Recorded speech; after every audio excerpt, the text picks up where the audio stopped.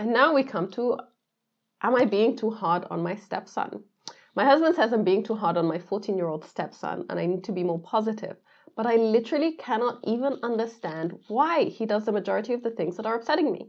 Stuff like washing his hair in the sink instead of taking a shower, wearing dirty clothes dug out of the laundry when he has plenty of clean ones, hanging things from an electric cable literally coming out of the fuse box, failing because he doesn't want to take notes in class. Are these just teenage things I forgot I did? Boy stuff? Am I a crazy pregnant woman? My husband says my behavior is driving him, the son, away because I don't give him anything positive, but I don't feel that way. I try my hardest to be there when he needs me. Left work to pick him up when kids were picking on him at school last week. I showed him how to use product on his curls, things a mum would do.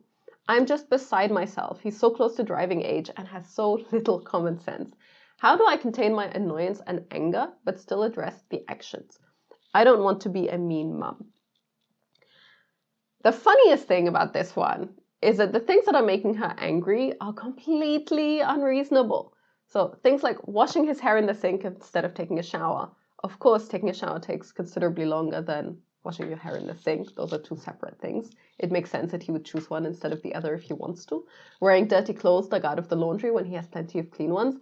Also happen, like I do this sometimes. If my favorite outfit that I really want to wear is in the laundry and I really want to wear it, then I'm still going to wear it. It's a pretty normal behavior. Hanging things from an electric cable literally coming out of the fuse box. This one to me is actually more of a parent problem than a child problem. Maybe you should fix the electric cable that's coming out of the fuse box instead of leaving it there as a hazard and then getting annoyed at your child for not caring about it being a hazard. Failing because he doesn't want to take notes in class. That one sounds like more of a deeper relationship, a deeper conversation that you can have with him. Because yes, it's a pretty normal behavior. I'm not surprised that a teenage boy would not want to take notes in class, but maybe that is a skill that you can teach him and maybe you can convince him that it's worth his time. I say this as someone with zero experience raising teenage boys or in general interacting with teenage boys outside of the context of my school life, pretty much. So I've had zero contact with teenage boys, but I still believe that all of the things that she mentions here are completely unreasonable, and I don't actually get why she's so angry at them. And what's really sad about this, in the way that she describes it, husband says my behavior is driving him away because I don't give him anything positive, but I don't feel that way. There is something here where she got feedback from her husband who said, hey, I'm not really happy with how you're approaching this, or at least I think that there are some things that you could do that would improve this. And instead of taking that on board, she's like, pfft, and completely dismisses it. Instead, she comes to a forum and to see if she can bring other women onto her side, or if what other women say, because their perspective is a little bit more reliable to her or feels more reliable to her than her husband's, which is not a good look either. And then the next thing that she says that also is really not a good look.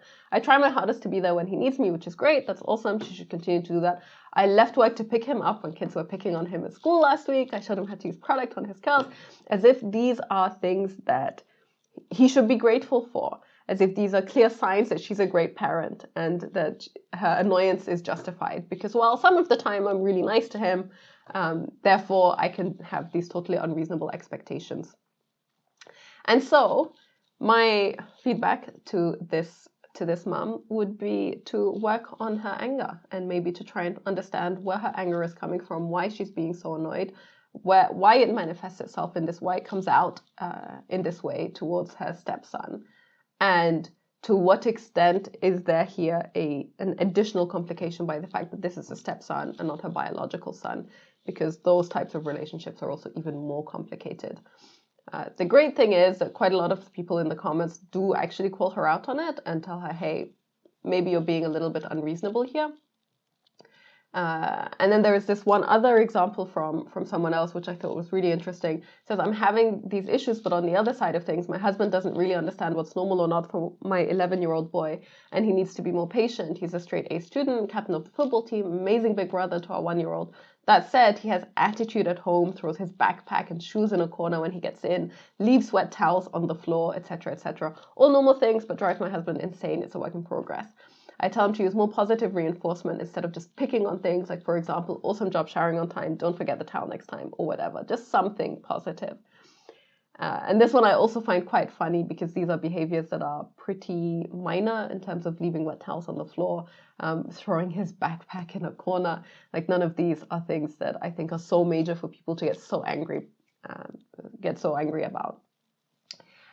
But I guess that's part of parenting. Sometimes you live with people who do things that are not exactly the way that you would do them, and that's not good for anyone. And so all of you need just a little bit more calm and a little bit more happiness in your lives, a little bit more, or a deeper ability to just let things go. Letting things go is a good skill.